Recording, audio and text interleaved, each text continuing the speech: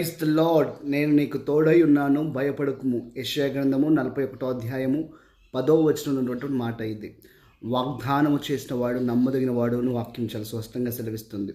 కాబట్టి దేవుడు వారికి తోడై ఉండగా బైబిల్లోంచి కొన్ని ఉదాహరణలు చూసినట్టయితే అరణ్యంలో వారితో ఉన్నాడు, అనగా ఇశ్రాయేలుతో ఉన్నారు, వారికి ఏ కొదువు రాలేదు. ఆ తర్వాత ఆయన సింహాల బోను ఉన్నటువంటి దానియేలుతో ఉన్నాడు, అక్కడ దానియేలు క్షేమంగా బయటికి వచ్చాడు. ఆ తర్వాత అగ్ని గంధకం మధ్యలో ఉన్నటువంటి షడ్రక్ మెషక్ అబేద్నెగోతో దేవుడు ఉన్నాడు, వారు అగ్నిలో నుంచి క్షేమంగా వచ్చారు.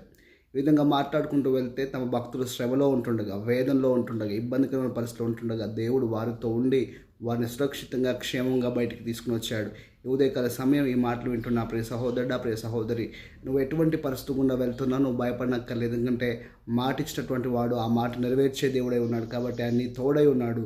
నీవు వెళ్తున్న ప్రతి పరిస్థితి నుంచి నీకు విడుదల ఇచ్చి నీకు జయము కలుగజేయును గాక.